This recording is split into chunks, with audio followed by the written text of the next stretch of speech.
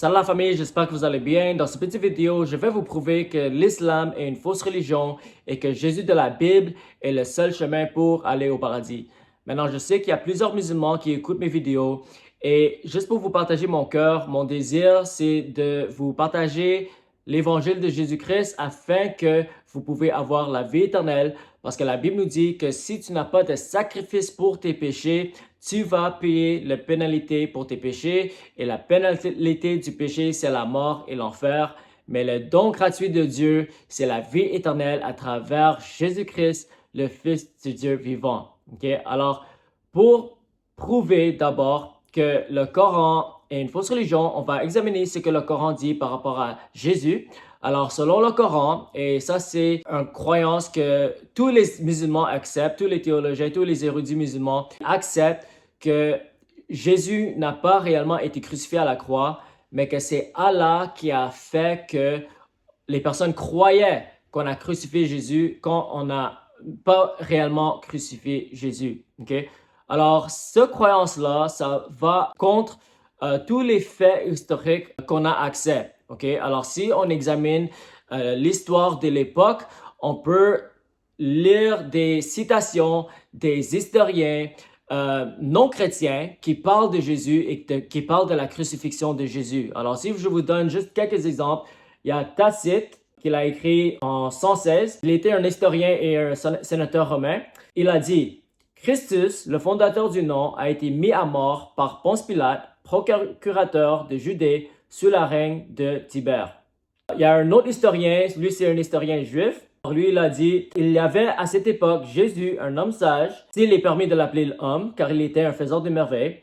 Et quand Pilate, à la suggestion des principaux hommes parmi nous, l'a condamné à la croix. Okay? Alors ici, on voit deux historiens non chrétiens. Le premier, Tacite, était un romain, il n'était païen, il n'était pas juif ni chrétien. Et il y avait Joseph, en anglais c'est Josephus.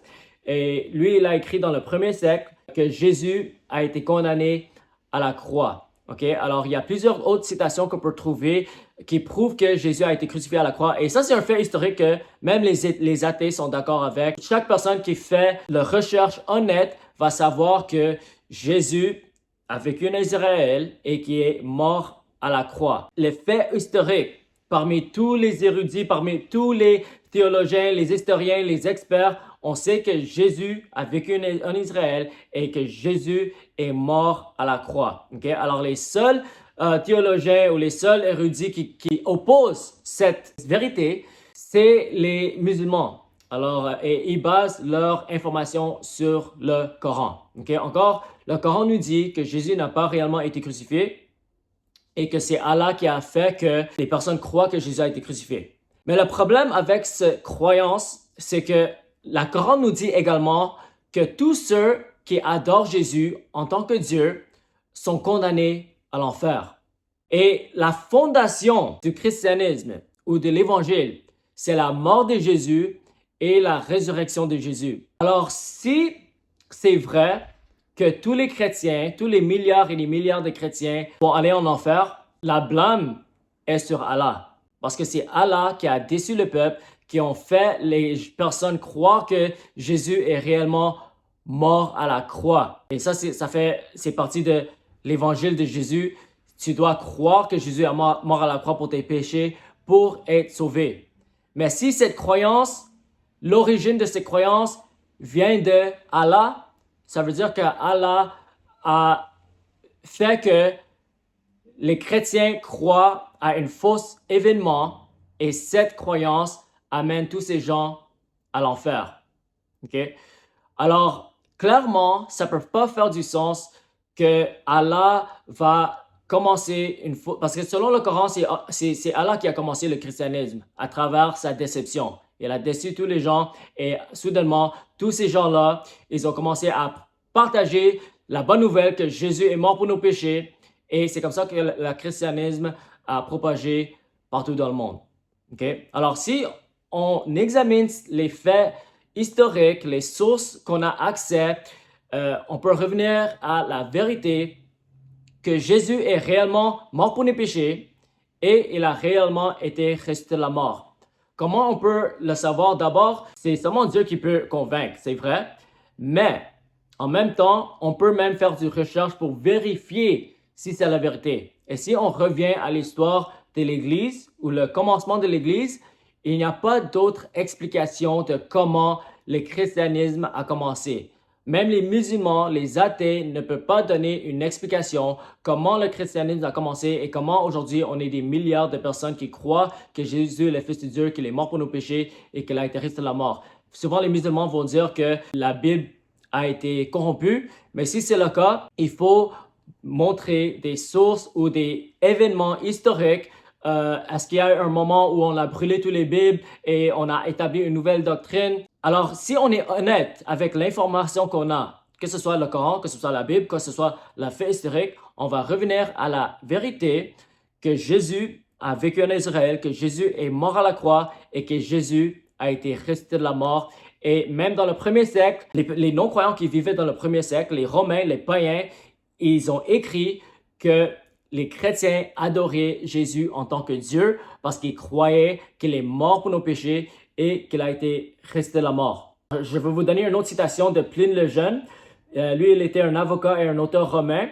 Lui, il a écrit dans l'année 112 après Christ. Il a dit, il parlait des chrétiens. Il avait l'habitude de se réunir un certain jour fixe avant qu'il ne fasse jour où il chantait en ordonnance un hymne au Christ comme à un Dieu.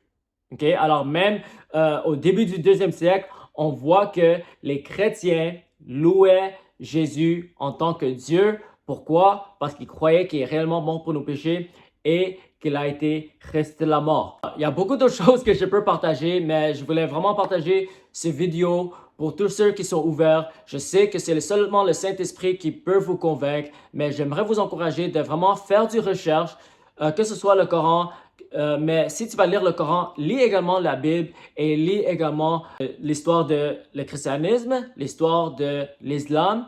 Et quand tu as accès à toutes les informations et que tu es ouvert à venir à la vérité, vous allez venir à la conclusion que Jésus est le Fils de Dieu. Pourquoi on sait qu'il est le Fils de Dieu? Parce qu'il a été ressuscité de la mort et à travers sa résurrection, il a prouvé que tout ce qu'il disait était la vérité. Et il a dit, je suis le chemin, la vie et la vérité. Je suis le Fils du Dieu vivant. Je suis la résurrection à la vie.